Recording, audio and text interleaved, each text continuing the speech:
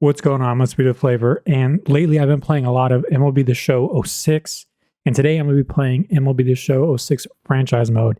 I've been playing a lot of it lately, capturing recording footage, and I'm going to play a full playthrough this season, go through all the features in franchise mode, as well as give you the results of the season and see how it turned out. It's going to be a decently long video, but I wanted to go ahead and capture as much as I can to show you what it looked like to actually play a full season in franchise mode here on MLB The Show 6. So I hope you enjoy the video and stay tuned.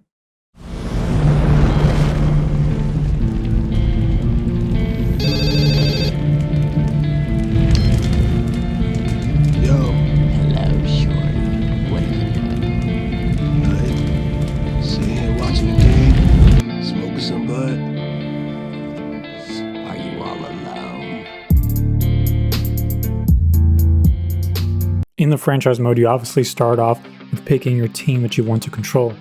I chose my childhood favorites, the Colorado Rockies. We are the worst team in real life and the worst team here in MLB The Show 6.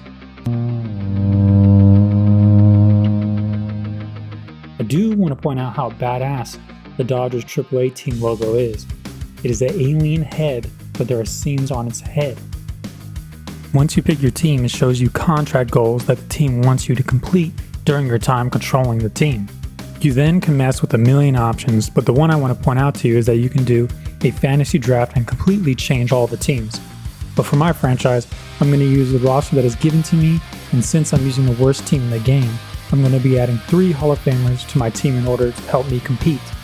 And the 3 Hall of Famers that I chose were 3 pitchers: Bob Gibson, Dennis Eckersley, and Rollie Fingers. I unlock these players by going to the features options in the main menu, under profile, then go to view and select rewards. You can unlock numerous legends, old stadiums, uniforms, teams, and even some fun Easter eggs. You can get points to unlock all this stuff by going to goals and completing these goals. So I chose a starter, relief, and closing pitcher because these are going to be the 3 main pitchers that I use. I will only be playing the games where Bob Gibson is starting, so I don't spend crazy time playing all 162 games of the season, and to see if I could carry my team with just hitting and my 3 pitchers at the helm. The first thing you see once you get your franchise ready and loaded up is the home screen. It shows you all the possible options, including schedule, player management around the league, franchise progress, options, and save. It also shows you a headline and the current standings for your division and wildcard spots. In the schedule option, it shows your team schedule as well as all your minor league affiliate schedules and other team schedules. For player management, it shows you where your team stands compared to other teams when it comes to pitching, offense, defense, and scouting.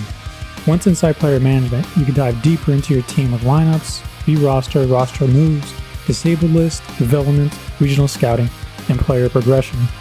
There's a decent amount to go through here, but I'll make this as short and sweet as possible. But this is where you start getting into that rabbit hole of this franchise mode.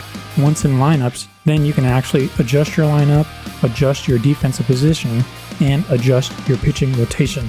For your lineup, you can adjust your batting order, placing your best or your favorite hitters anywhere in the lineup, while also preparing for right-handedness and left-handedness pitchers, as well as when you play interleague teams for DH position. For your defensive positioning, it allows you to move your players to any position on the field. This is also doable in the lineups option, but this gives you more of a visual representation. For the pitching rotation, it allows you to set your team starting pitchers in the order you like and set your bullpen up as well.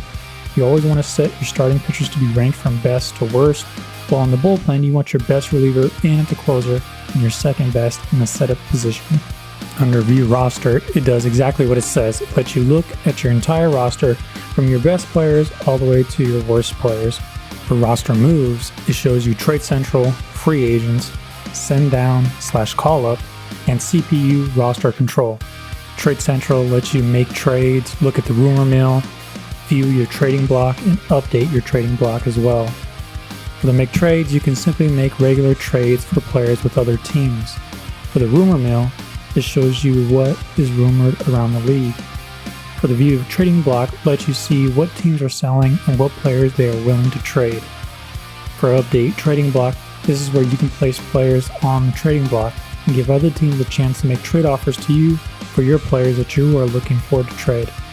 Free agents is where you can pick up players without trading anyone, and sometimes you can sign good free agents to replace poor performing players on your team. Send down, call up allows you to call up good prospects from your minor league teams and send down the players that are sucking in the majors so that you can give those prospects a chance to play. For CPU roster control, I actually didn't mess with that. I assume that if you were changing all the options to just CPU automatically controls it, I would imagine that that option becomes available, but since I controlled everything, I guess I wasn't able to actually look at CPU roster control. The disabled list shows all your injured players and the entire league's injured players as well. In development, you'll be able to look at things like training, scouts, management, and rehab. For training, you'll be able to see how you compare to other teams in the league when it comes to how much you spend on pitching, defense, offense, and conditioning.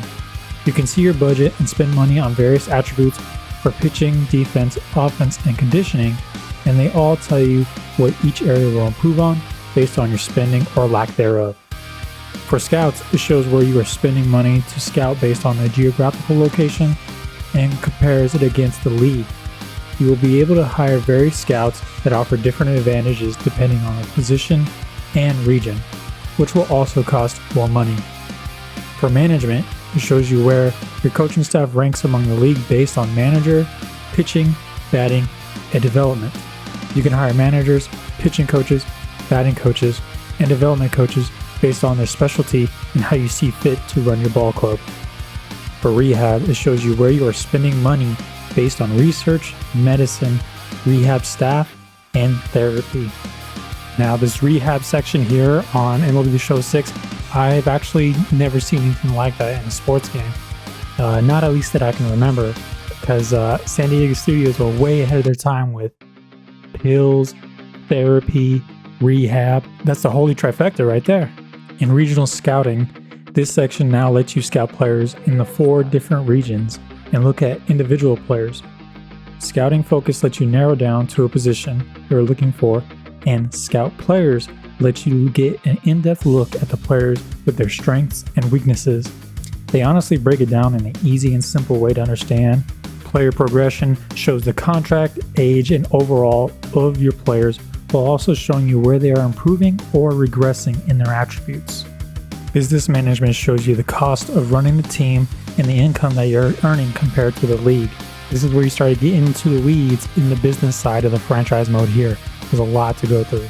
You can look at facilities, marketing, and banking. You will also give feedback on how well each area is performing and give you an idea of what is working and what isn't. In facilities, you get to control stadium updates, vendors, training facilities, rehab facilities, and transportation. Stadium updates shows your ticket income, parking income, field upgrade costs, seat addition costs, and field condition. Field upgrades allows you to upgrade the condition of your field because as time passes, the condition of your field will slowly get worse and worse. Ticket prices lets you adjust the prices of your tickets. Seating allows you to add seats to your stadium and shows you what your attendance patterns look like, so you have an idea of what changes you should make along with how much money you're earning from each section. Parking lets you change the prices of your parking. Vendors shows you your food and drink profit, apparel profit, goods profit, and fun zone profit. Installation lets you buy more vendors to generate more money and shows you how they are performing. Prices lets you adjust the prices for all the individual items your vendors are selling. Training facilities shows you the condition of each training facility. In installation and repair, you can install facilities and repair them over time. Rehab facilities also shows you the condition of each facility as well, and has the same installation and repair option where you can also install and repair facilities in the rehab section. Transportation shows you how your team is traveling and how you can upgrade the transportation to make your silly little millionaires happy. And this also includes an installation and repair option. Marketing shows you how you're marketing your players, team, promotional events, and total attendance for your games. If your attendance is low, then you would market either the team, individual players, or attract more fans with these promotional events. For team, you can see where your money is being spent to advertise your team based on newspapers, magazines, radio, and TV. There are various ways to advertise your team and various strategies as well to go about advertising for your team. For player, it is the same as teams, but you'll designate a certain player for each form of advertising based on newspapers, magazines, radio, and TV, and you'll select the chosen strategy for that player. Promotions are just giveaway nights to attract fans to attend your games if you're not bringing in fans, which means you most likely suck. The event promotions give away various things such as bobbleheads, balls, bats, and caps. TV contracts acts as a way to earn income for your team and are long-term commitments. Under contracts, there are various contracts to choose from, but the better contracts require you to meet specific requirements. Under stadium, you can sign different companies to earn income by selling billboard spots. For primary advertisers, they are longer contracts, but you end up earning more money. For billboards, they earn less money and are short-term, but you can have multiple billboard ads out at once. Banking is where you can take out loans to purchase all the things that we just went over instead of waiting. There are various loans to choose from, and they all come with different percentage of rate for returns on those loans that you pay. That was a lot I just went over, but if you want to just say fuck all that and play the damn game, all you have to do is go into the options and turn everything on to CPU so that you don't have to worry about any of that. You can just play the damn game. You have Around the League, where it shows you standings, statistics, team rankings, who's hot, league roundup, league leaders, and accolades. For standings, it shows you where your team's standing in your division as well as where your team stands in the wild card. Under statistics, it shows you all your player statistics, offense and defense, as well as showing your pitchers' statistics. In team rankings, it shows you where all the teams rank on numerous categories such as batting average, hits, and home runs. Who's hot shows you not only all the position players that are hot around the league, but as well as the pitchers that are doing great around the league. League Roundup shows you all the transactions that occurred, all the scores in the league, as well as all the promotions that have taken place. League Leaders shows you who's leading the league in the various categories, such as batting average, hits, and even home runs. Accolades shows you awards, MLB records, Hall of Fame, and All-Star voting. So in awards, it shows you who is leading the league in the potential awards for the season. For MLB records, it shows you all the records for a single season, as well as for careers for hitting and pitching, but only just a few. Under Hall of Fame, it shows you all the recent inductees into the Major League Baseball Hall of Fame. For All-Star voting, it shows you who's leading the league in votes at their position. Under Franchise Progress, you can see such things as fan feedback, player feedback, budget, and franchise goals. This shows you all the fan support you have as well as player morale. And it shows you how far along you are on your contract goals. Under fan feedback, you can look at the feedback such as for the team, management, facilities, and the fun/value rating.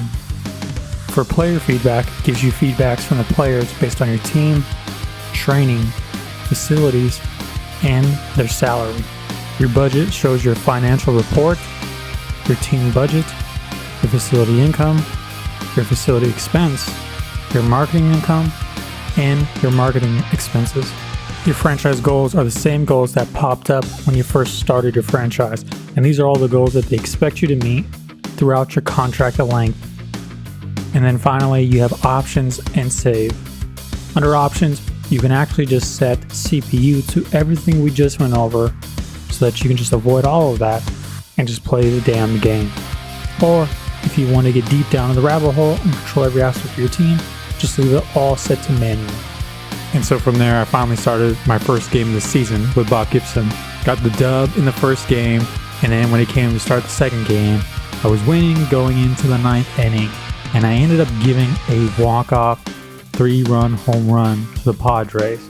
We obviously ended up losing that game, but up to that point, through where I simulated, We had only lost one game, being at 5-1 to start the season. And then I went to start my third game with Bob Gibson and ended up winning 13-0 and noticed that the overall team record was 10-1. And so from there, I kept starting all my games with Bob Gibson and just kept playing the game. And the more and more as I went through my franchise and noticed, by the time it came towards the end of the first month of the schedule, I had already gone 20-1, 4-0 with Bob Gibson, and my team was winning games without me even pitching. And I was surprised by this 20-1 start because I assumed that it was just going to be an uphill battle with the team being, 30th in the league.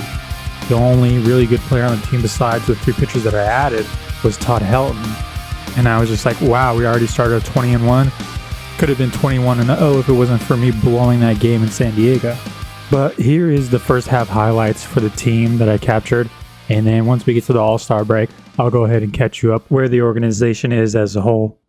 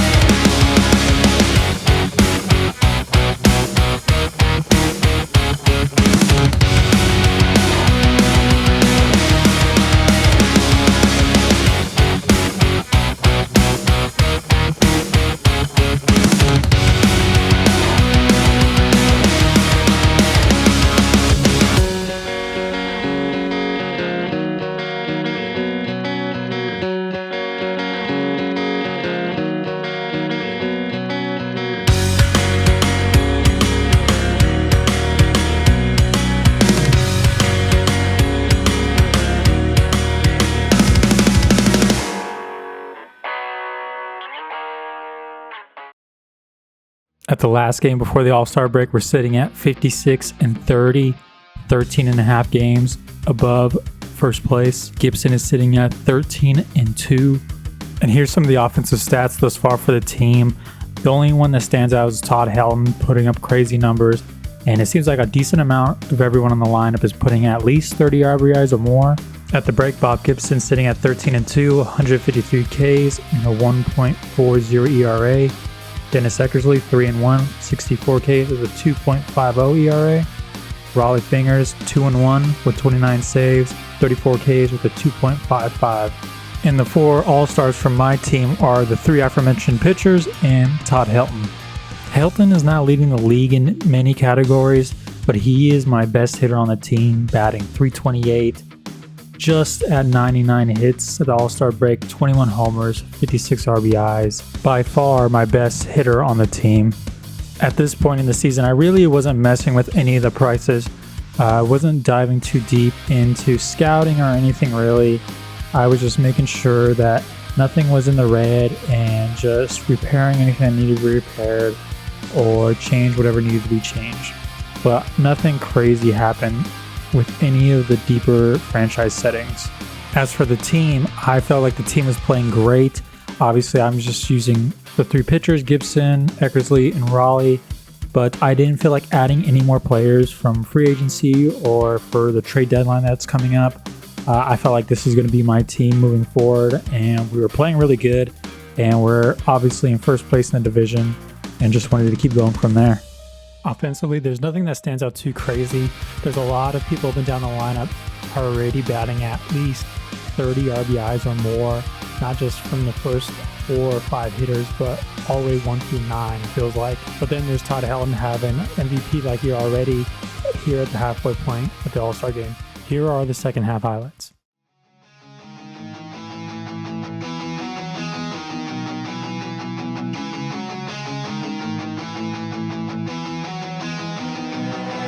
Stars.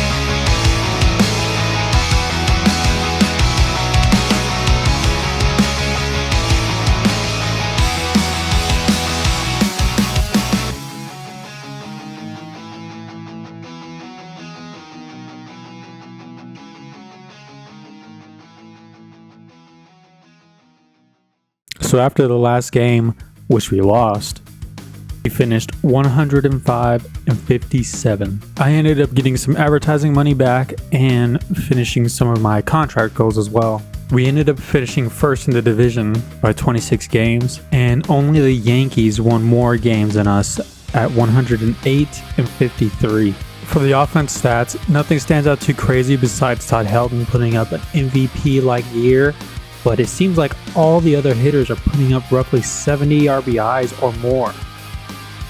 With Bob Gibson, I ended up going 25-2 with 291 Ks and a 1.68. With Rollie, I went 2-2 with 50 saves, 54 Ks and a 1.86. Two of the other stat lines that stood out to me was Dennis Eckersley and Brian Fuentes. Dennis Eckersley went 4-5 with a 2.78, but pitched in 114 games, while Fuentes went 16-3 with a 3.21 as a reliever. I didn't lead the league in many hitting categories. I came close on a few, but the one that I led the league in was just the at-bats. As for pitching, I seem to lead the league in every category with Bob Gibson and Rollie Fingers. And then here's your yearly awards roundup with Ensberg winning MVP, Bob Gibson winning the Cy Young, and I didn't win any other awards besides that Cy Young with Bob Gibson. I should have won the Rollie Relief Award, but at like the last week of the season, Rollie Fingers ended up getting injured for 3 to 4 weeks. And that was the only injury the entire year significant for my team. And before we move into the playoffs, I do want to show you something incredible that I did with Bob Gibson. And I'm going to show you the entire ending of that right now. Lofton will stand in, 0 for 2 thus far. Runs up to bunt here, but he missed it for strike 1. And he's still popping that glove with a fastball, even this late in the game. Back-to-back fastballs here as he takes control, 0-2. Had success with that fastball. Why not turn to it again, 0-2? Got him! So the magic number for a perfect game is now down to 2. Well, he comes out dealing to begin the ninth, so he's off to a good start here. The owner, Navarro, will stand in, 0 for 2 thus far. Pitch swung on and hit in the air toward the line and right. Hawk is there, and there are 2 men gone now. He's just 1 out now away from the shutout, and he obviously has been terrific thus far. J.D. Drew will grab a bat and hit for the pitcher here. Pitch hitting for the Dodgers, number 7, J.D. Drew. And great extension as he drives this one high in the air and deep the other way. Holiday is there, makes the catch, and he's done it. A perfect game.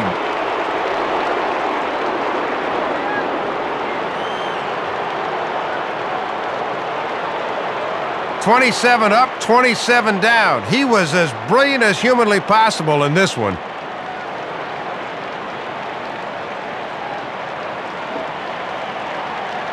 Longer. This was the key home run that gave him a 1-run cushion, and they'd never look back from there. So the season's over. I got my team stacked how I like it. The only player that I'm missing is Rollie Fingers. So let's take a look at that bracket and see who we're playing. So the bracket looks like this. In the American League, you got the Yankees facing off against the Rangers, the Indians facing off against the Red Sox. I will be playing the Brewers, and the Astros will be playing the Phillies. So after I went through the whole season only playing the games where Bob Gibson started, since I only have a few games left, I will be playing every game from here on out. So let's get into it. In the divisional series, Bob Gibson actually did not pitch. Since I pitched him one of the last games of the season, I decided to give him a break. But we finished the series in 3 games, sweeping the Brewers. In Game 1, winning 8-2. In Game 2, walking it off with a 7-6 victory. And then in Game 3, finishing them off at their home stadium, 8-5.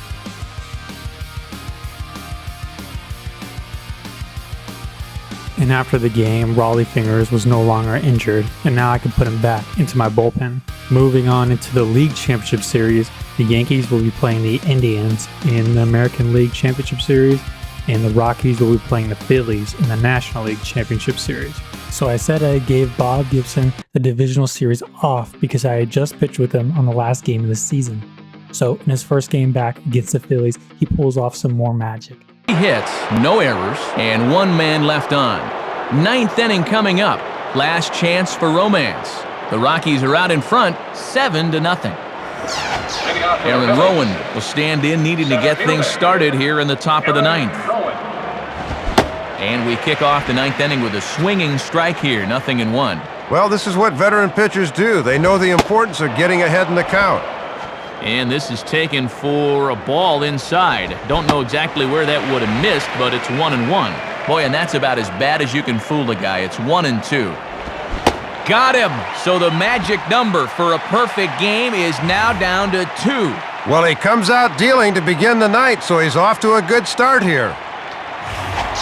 Mike Lieberthal will get another shot. Struck out swinging his last time. First pitch fastball swung on and missed 0-1. And one of the reasons this guy's been in the bigs for so long is that he knows the importance of first pitch strikes. And now the bat explodes as this has popped up. Torrealba is there, and there are 2 men gone now.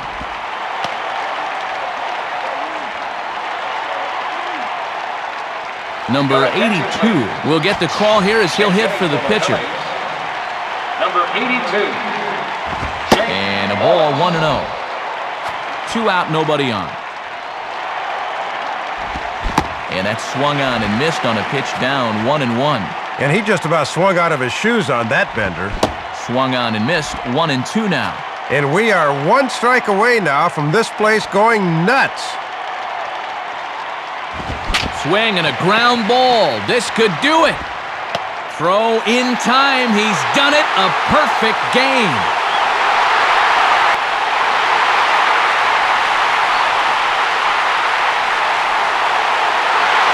First game back, Bob Gibson throws a no-hitter, a perfect game in the National League Championship Series against the Phillies, winning that game 7-0, going on to win Game 2 9-2, winning Game 3 6-4, and then finally sweeping the Phillies 9-4 on the final game. Throw in time, and they will win the National League Championship. Next stop, the World Series. One more series to get through, but the way they played in this NLCS, you can bet they'll put up quite a fight in the World Series that begins in a few days. Okay, guys, Colorado gets the victory here, and Dave, now it's time for our majestic play of the game.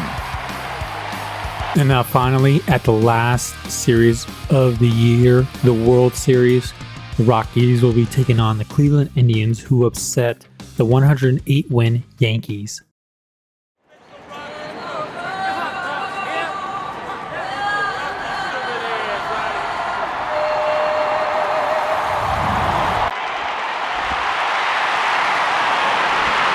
The air is crisp and clean, and these fans are ready for baseball as we welcome you inside Coors Field in Denver as MLB 06 gets set to bring you another edition of Major League Baseball.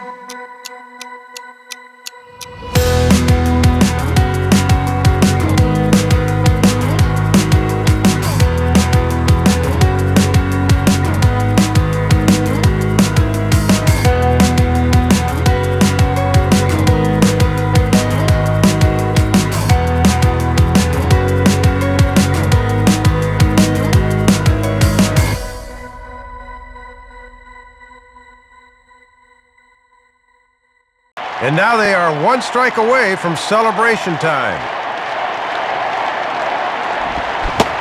Struck him out, and it's over. They are World Series champions.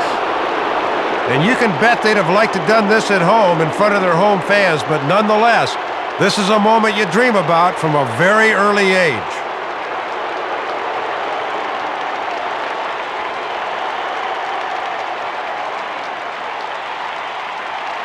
So, Dave, as the new champs are being crowned, let's go back and have a look at our majestic play of the game. Well, you want to talk about coming up big when it matters most. How about turning in a performance like this in a series-clinching game? Guys, he's our upper deck player of the game. Well, you said it right there, Matt. This is where it matters most. They say heroes are made, not born, and here's a prime example.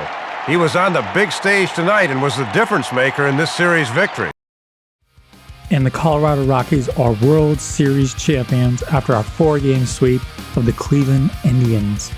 Bob Gibson put up a Cy Young season, finishing the year 25-3 with 297 Ks and a 1.71 ERA. Dennis Eckersley finished with a 4-5 record with 121 strikeouts, a 2.78 ERA, and pitched in an astonishing 114 games in the season. Rollie Fingers finished with a 2-2 record, 54 strikeouts, a 1.86 ERA, and tallied 50 saves on the year. Todd Helton had an MVP-like season with 195 hits, 37 home runs, 101 RBIs, and a .343 batting average. What a surprise, the guy making the video actually wins in the end. So that was all. I played an entire season of franchise mode, where I technically only played the games where Bob Gibson was starting pitching until the playoffs. But that was an entire season. I recorded all that footage for the past couple of weeks and tried to shrink it down as much as possible. But the Rockies swept the World Series in 4 games there. That very last game, I actually used all my bullpen pitchers first.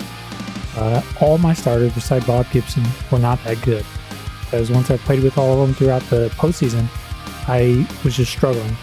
But on my last game against the Indians, I went ahead and started off with my bullpen pitchers all the way to the end, and so I got the last 2 innings where I then finished it off with Bob Gibson. But that's all for the franchise mode. I guess in order to fully understand how everything works, you'd probably have to play a couple of seasons all together to see how everything would play out, right? Like a lot of the features and stuff that I went into deep in depth earlier in the video would really only pay off after a couple of seasons or so.